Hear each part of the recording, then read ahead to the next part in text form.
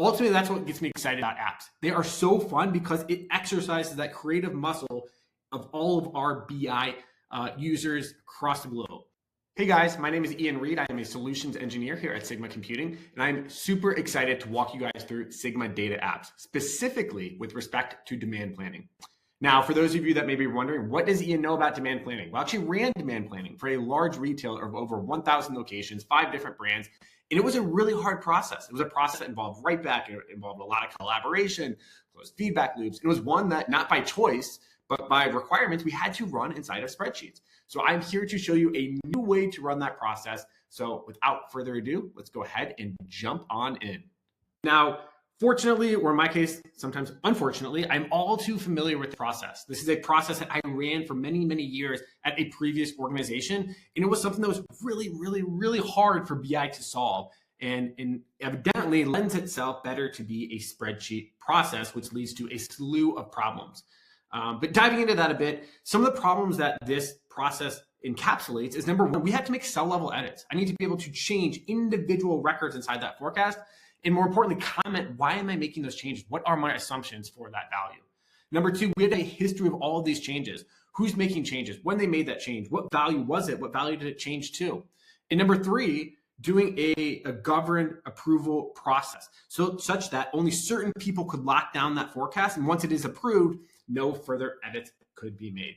So today we're going to walk through 3 things. Number one, for those not familiar with this process, we're going to dive into this in detail and say, what does this look like in most organizations today and why do they use spreadsheets? Number two, we're going to take a look behind the curtains, showing what does this experience, of course, look like inside of Sigma. And then number three, we're going to actually build part of this together. So for those that say, Ian, how hard is this to build? Well, you guys are about to find out. So with that, this is what that process typically looks like at most organizations. First, it starts inside of finance. Finance comes in and says, hey, here is our forecast or how we think we're going to doing when we ran the numbers for the rest of the year. They then distribute that to each individual department who knows their business best, and they make slight changes to that forecast. They then take all of their feedback, send it back to finance to consolidate that plan, and then hopefully present for approval. However, more often than not, it actually gets denied, goes back to the beginning, runs through that process again, such that by the time it finally gets approved, we have dozens upon dozens of forecasts, which is really, really hard to keep straight. It's error prone, just really, really messy process. But ultimately, it gets locked and then implemented by the organization. So we're going to break that down into 5 simple steps, or what I like to think of as experiences for our end users. Number one, how do we create new templates? I want to create a new forecast. I want to input values into that forecast. I want to submit that forecast for approval. I then want to automate notifications to my approvers that a forecast is pending, ultimately giving them the ability to approve that, memorialize it, lock it so no changes can be made. So without further ado, let's jump in and let's see what this looks like. So this is the demand planning application. Right off the bat at a high level, this is connected to live data. I can see what was our target that we were being held accountable to that was set at the beginning of the year. How are we performing on actual sales that are coming in? And more importantly, what was that stat forecast? What is the math saying that we are going to do? So I, as a departmental leader, I can come in and see all the different forecasts that my team has submitted. So if I want to see our current state forecast, I can make that selection and I see that scenario. If I want to create a new scenario, all I need to do is create a new forecast. I will give that forecast a name. I'll call that Ian's new demand planning example. And as I click get started, you'll see a couple things happen. Number one, we just created a brand new template. And number two, I can now edit this template. So I can come in here and select edit. I can paste in my forecast if I know what values I want. As I click save, that data is written immediately to our cloud for memorialization. Other ways we can work with this, I can actually have an assisted entry. So if I click on an individual cell, I now have a form popping up to say, I want this to be percent relative to our stat forecast of an increase of 10%. I will click submit, and that value will then be updated. Now, once I create this experience, I can then come in and say, this looks great. I want to submit this for approval. Down below, I click submit. I will say, please approve this forecast. But in reality, this is where I can put all of my assumptions. We're releasing new products. We're changing our marketing campaign. So that way they know why I have the values that I do. As I click submit, My leadership just got a notification. They come into the experience, they actually have a different window. They can see all of their pending forecasts, as well as all the forecasts that have been approved. If I want to see more details about the one we just submitted, I can click the details, and I now have a baseball style card that walks me through what this looks like. As I scroll down, I can close this modal, and if I want to approve this or take some sort of an action, I can either approve the forecast, I can deny that forecast, or I can request a change. This looks great, but can you make this small little tweak? In our case, we'll go ahead and approve this and say, I love it. And as I click submit, you will see this forecast go from pending to approved. We submitted, and it is now an approved forecast. If I were to scroll down, and sure enough, here it is. Now, if this wasn't good enough, if I were to go back and I am the departmental planner and I'm a malicious actor and it's approved and I want to go make a change and bypass that approval process, you'll notice as I go to make an edit and change that forecast, I cannot. We use conditional editing to say, if it's approved, you cannot make changes. So we covered an awful lot. But what I want to convey to you is we really only used a few building blocks to build this personalized experience. We use blank input tables, which is just a blank spreadsheet. We use a linked input table, which is linking production data to adding new columns where we can change values. And then we use a series of these actions to input rows, edit data, update rows, setting control values, etc., to create that amazing experience. So what we're going to build here in just a few moments is a part of this entire application, specifically creating a template, inputting a forecast, and then submitting for approval. So let's go ahead and dive in. So we will start from a blank canvas, and we'll start by just bringing in our production data, in this case, Big Buys data, which is just a fictitious retailer. We have about 5 million records here, but really all we need to do is look at this at the week level. So I'll truncate my order date down to a week. I will group my data and then collapse all those records because we really don't need that level of granularity. I'll bring in revenue to my calculations and I'll just relabel that revenue. Now, I'll bring in some additional data. In my case, I have my target and my forecast in a CSV. No problem. We can update that directly to Sigma. And we are bringing this data immediately to our warehouse for consumption.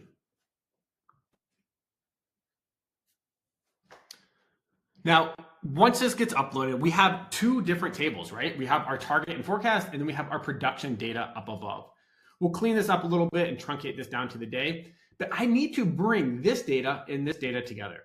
Well, I'm a spreadsheet user. I love working in spreadsheets, and that's why I love working in Sigma even more, because I can use that same knowledge base without having to do joins or complex SQL. In our case, I can simply add a new column via a lookup. Where do I want that data to come from? What fields do I want to bring in? And what are the common fields between the two? And just like that, I now have my actuals directly inside of this table. Realistically, what we did is just create a VLOOKUP formula. We just made it even easier by using a wizard. Now, the next thing that I need to do is have an area for me to create my templates. And the way that we'll do that is by bringing in a blank input table. We will call this our scenario or forecast logs. And then I will just call this our forecast name. Now, we need to now create that experience. So if I call this our data tab, and we'll have another tab here, and we'll call this our app. Now, I like to clean this up a little bit. We'll bring in a nice title up here at the top. We'll call this scenario modeler. Make this a little bit bigger. And then I always like to add a nice divider because, quite frankly, I just think they look good.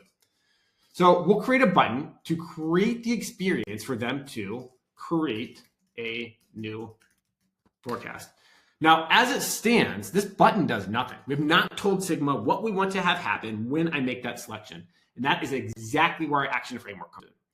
So I can very specifically come in and say, when I make a click on that button, I want to open a modal. Now, if I don't have a modal open, you'll see a tab down here get created as I select new modal. We'll jump over to that tab. I will call this Create Forecast. I personally, this is personal preference, I like to start from scratch, have a blank canvas. So I'll remove the headers, the titles, the footers, and now I can start to modify this as I see fit. Well, really the only thing I want them to do here, it's pretty simple, right? Is just have an area for them to enter a forecast name. I'll resize this a little bit. Then I'll just bring on 2 more buttons. One for cancel, and then I'll duplicate that, and then one for submit, right? And I'll size these, make them take up the whole space. Again, personal preference, I think it looks good to do an outline for the cancel. And then for the submit, I'll have that extend as well. Just like before, these buttons do nothing. I need to tell Sigma what I want to happen when I make that selection. So for cancel, 2 things. Number 1, I want to, of course, close the modal, right? Pretty obvious. But number 2, I need to clear this out because there's a scenario where I type in a forecast name, close it. I want that to be clear, nice and clean for the next user to come in. So what we want to do is clear a control. What control are we clearing? We're clearing that forecast name. Similar for submit, we're going to do the exact same things, but more importantly, we need to input a new row or insert a row. Where are we going to insert it into? It's going to be in our forecast log. And once we insert that row, just like before, I want to close the modal, and then I want to clear that control, the same control being our forecast name. So let's try it out. I click create new forecast. We'll call this test forecast 1. I click submit. I go back to my data tab. And we can see it added that new row. Pretty cool. I'll delete these 3 rows just get created automatically when we create this table. But let's go ahead and create a second one. So I'll go ahead and create another forecast. We'll call this test forecast 2. We will click submit. And hopefully it adds that new row, which in fact it did. So now we need to create the template. I have all the information I need. I have my data up above. I have my forecast logs, down below.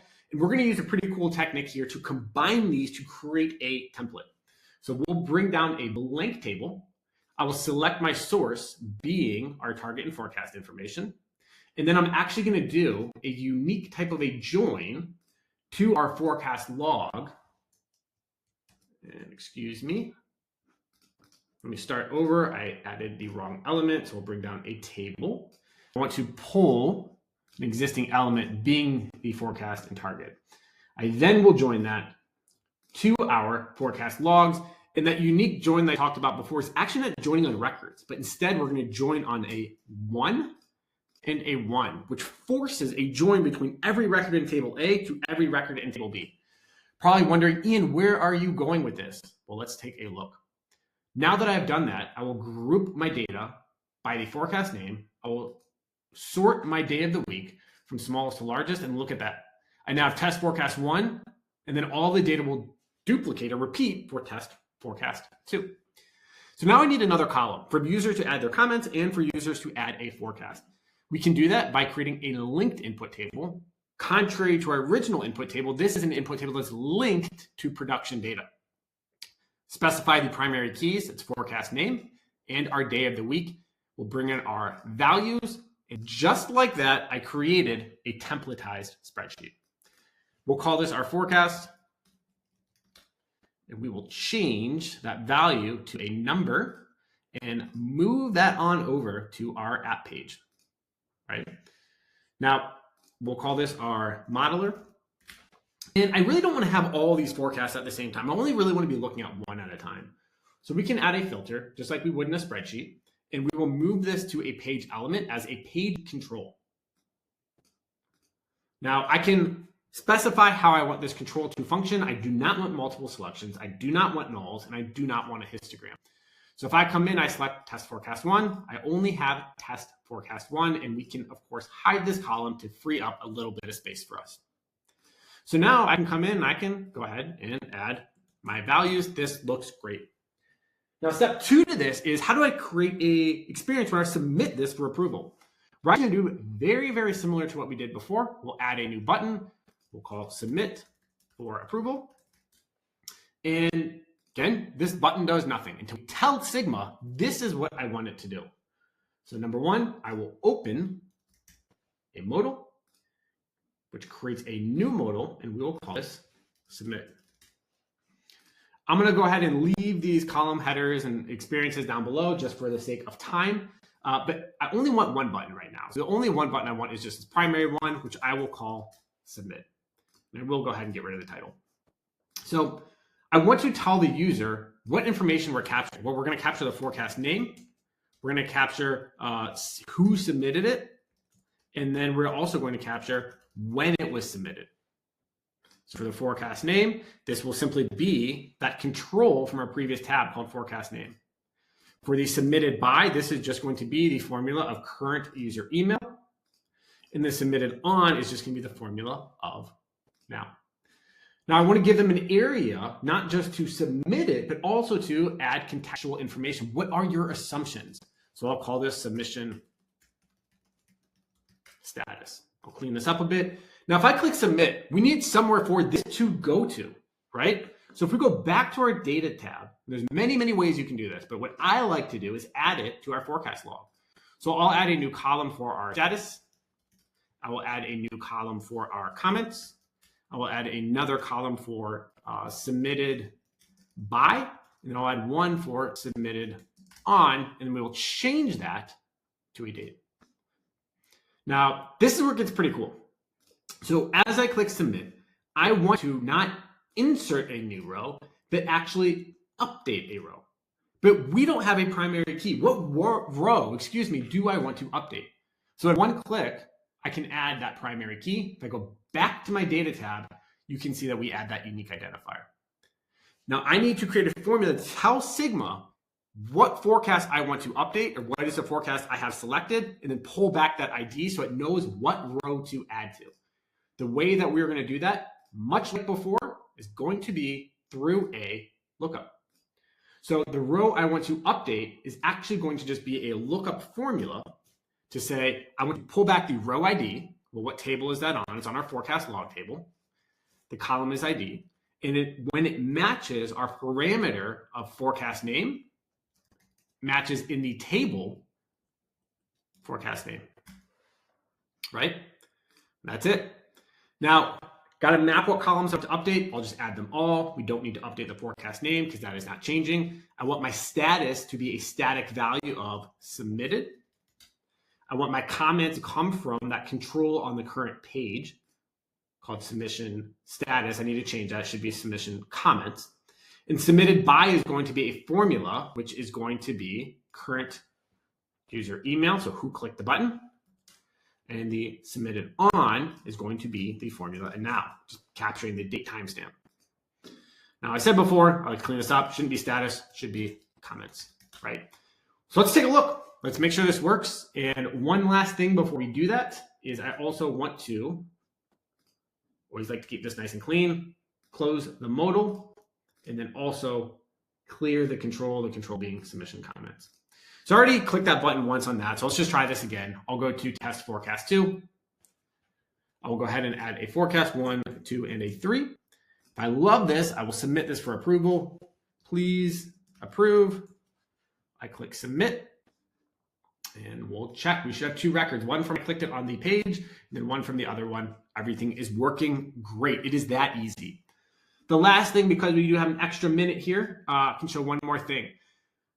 Very, very subtle. But if I created a new forecast and I said I want to do test forecast 3, I click submit, it creates that. But I don't want to have to go through the extra step of going forecast name, forecast 3. So what we can do, if I go to create a forecast, is on the submit button, I want to automatically update that filter. You guessed it, we get an action for that. We will update the control or set control value.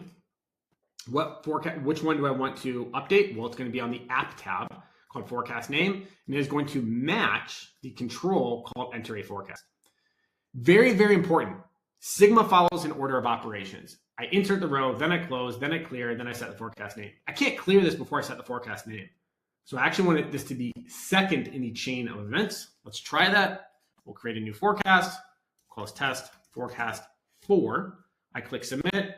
It creates that template. Looks like I already had one, so we'll do test forecast 5.